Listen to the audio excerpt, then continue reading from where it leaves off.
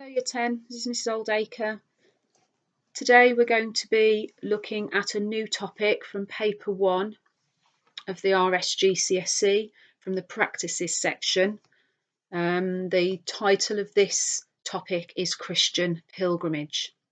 What I'd like you to do before we go through the next few slides is to ensure that you have some paper or your exercise book and something to write with, so you can start making a few brief notes as we go through, because part of your learning and your home learning tasks over the next couple of weeks are for you to do some further research about Christian pilgrimage.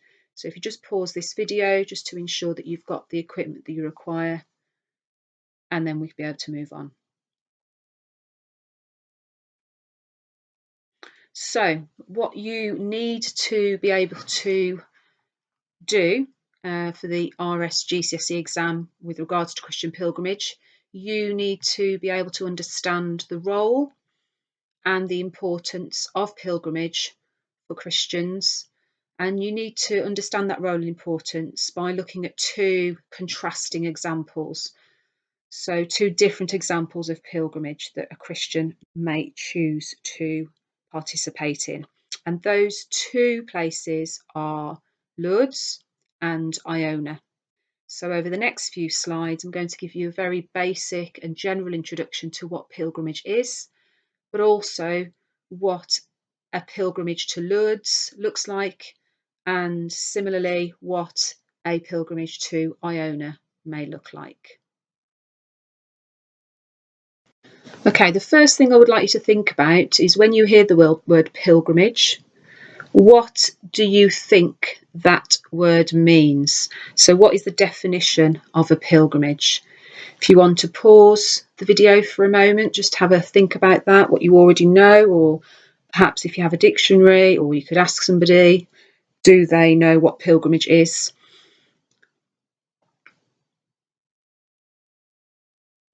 Okay, so a pilgrimage, definition of what a pilgrimage is, it's a religious journey. It's made by a believer to a holy place, and it's done for religious reasons. It's seen by Christians as an act of worship, which is why it comes in that section of the specification about Christian worship. What it's definitely not a holiday. So it's not necessarily a place where you would go to relax and enjoy yourself as you would if you were fortunate to go on a holiday like that. It's a place where there'll be a number of activities for you to participate in with other pilgrims. So pilgrim is the name given to somebody who goes on a pilgrimage, and a number of activities will be undertaken, but they'll be done for religious reasons. So with that in mind, the next question I'd like you to think about is, where might Christians choose to go on a pilgrimage? So what type of places, so based on our learning so far this year since September, which places do you think a Christian would find most beneficial to go on a pilgrimage to? If you just pause the video and have a think about what type of place you think a Christian may go on a pilgrimage.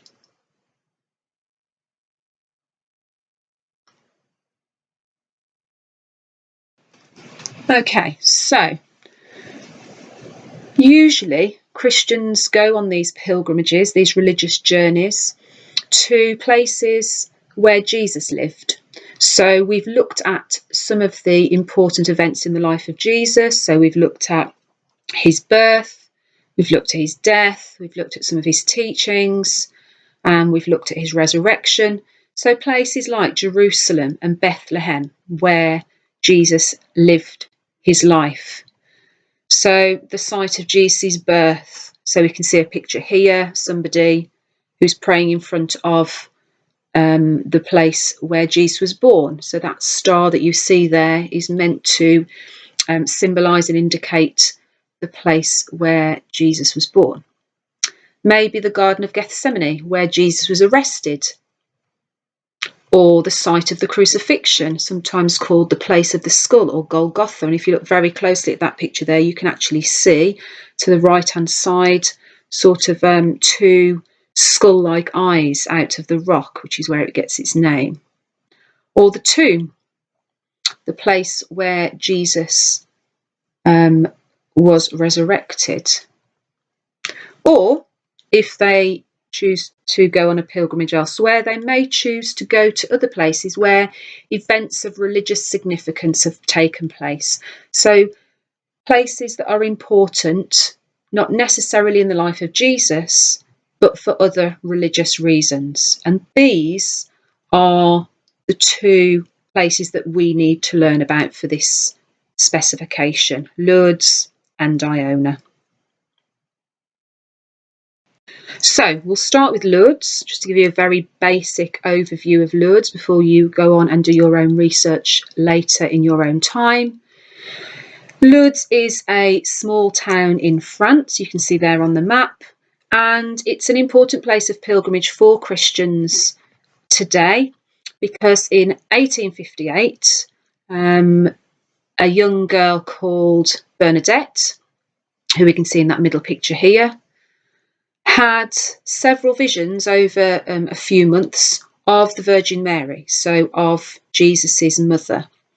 And she would go to a cave or a grotto where she would see visions of the Virgin Mary, and the Virgin Mary would give her messages. And one of the most important messages that she gave to Saint Bernadette was to dig in this really sort of muddy ditch, and that she would find there a spring of water. So Bernadette did as she was asked, and the next day when she returned, there was pure, fresh, clean water where muddy water had been. And that was so important for Saint Bernadette that she built a chapel there. And this is a big focal point when Christians choose to go to Lourdes today.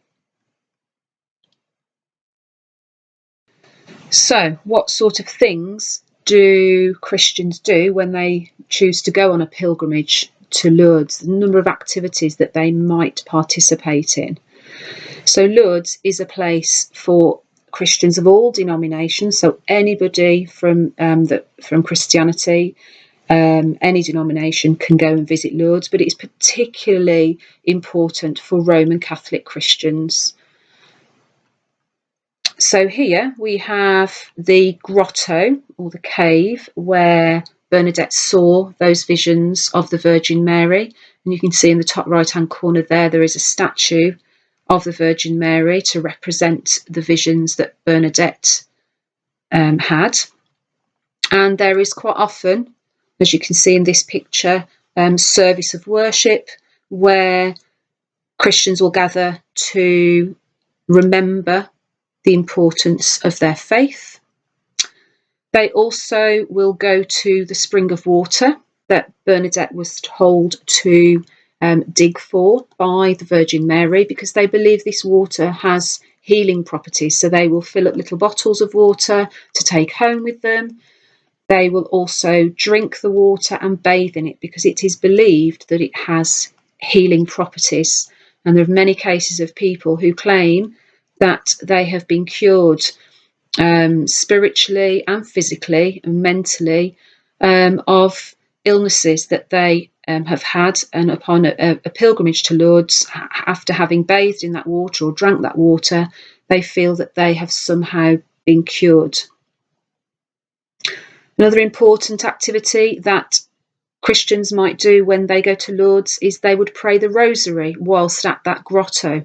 This is another instruction that the Virgin Mary gave to Bernadette, to pray the rosary. So Christians choose to replicate that act of worship whilst they're there.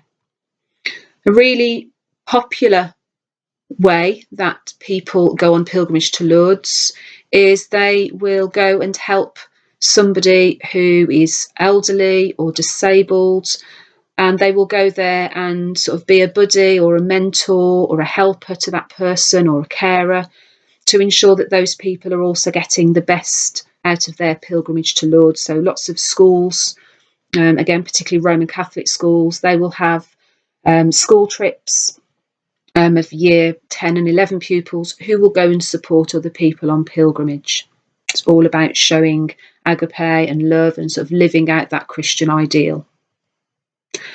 And then a really, really important part of a pilgrimage to Lourdes is a special procession, a torch-lit procession that takes place. And you can see from these pictures, it takes place after dark, and everybody holds a torch, a light, and that represents Jesus, the light of the world, casting out darkness and just really reminding people about how goodness, light, can really conquer and overcome evil. Okay, moving on to Iona. Remember, we're looking at how these are contrasting, so how they're different, and still looking at the role and importance of pilgrimage. So Iona is, as we can see from the map, is a tiny island off the coast of Scotland. And it's an important place of pilgrimage because in the 6th century AD, an Irish Christian called Columba set up a monastery there. So he came from Ireland and went to this beautiful island and set up a community of monks. You can see some pictures at the bottom here, a picture of Columba, and he spent a lot of his time isolated, very quiet in meditation and prayer, and wrote down lots of his thoughts about God and his beliefs about them. So one of the most important things that a pilgrim would do when they go to Iona is they would go on one of the pilgrim's walks, which take place every Tuesday. And these are an opportunity for groups of Christians to walk together around the important sites of Iona and take in the breathtaking beauty. It gives them a real opportunity to reflect in silence and in meditation and prayer, and to just look at the beauty of the world. And it really reminds them about God's power, God's omnipotence, how infinite he is, and how amazing he must be to have created such beauty and such complexity. It's a really quiet, remote and peaceful place. And Christians take this as an ideal opportunity to reflect on their own lives and to use that to help them grow spiritually and get closer to God, and to allow them to use this period of quiet reflection when they return home back to their busy lives. Now, Iona isn't, again, any Christian can go to Iona on a pilgrimage. There's no particular denomination. It is an ecumenical community there. So ecumenical, it means that all different Christian groups, all different Christian denominations come together to work and worship. So we can see here in the chapel on the island of Iona, groups of Christians coming together to pray and worship together, of all different denominations. And then also another really important part of the pilgrimage to Iona is sort of helping each other and dividing the chores between one another, so that they are all working and supporting, again showing that idea of agape, of Christian love, of selfless service. So there'll be a rota for people to do the cleaning and the cooking, and it gives that real sense of community on Iona. So Iona is sometimes referred to a thin place. They say it's such a thin place because the physical and the spiritual, that sort of veil between the two is so thin that people can really sense God in a powerful way. So they can look at the water, they can look at the rocks, and they can really appreciate, the oldest rocks in the world are found on the island of Iona, and that helps them think about creation. It helps them think about how they use the world's resources and to reflect upon that in their everyday lives. So I'm going to put on a number of these pictures that we've just looked at, and what I'd like you to do when these pictures are here, I'd like you to pause the video and see if you can recall information about the role and importance of those particular elements of a pilgrimage. So are they linked to Lourdes? Are they linked to Iona? And what's actually that picture showing about what happens when a Christian will go there?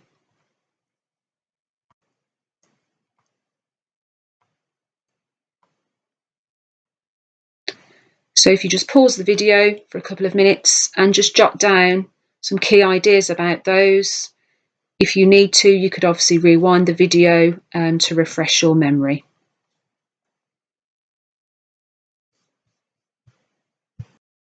Hopefully you have now got some knowledge and understanding about the role and importance of Christian pilgrimage by looking at these two contrasting examples of Lourdes and Iona.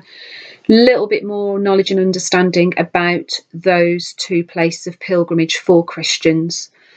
If you look on class charts, I have set a research task. I've put lots of links to videos and resources that you can use to help you produce a piece of work about Lourdes and Iona. So if you could refer to that, please, and then submit any work that you do to your RS teacher. Thank you very much.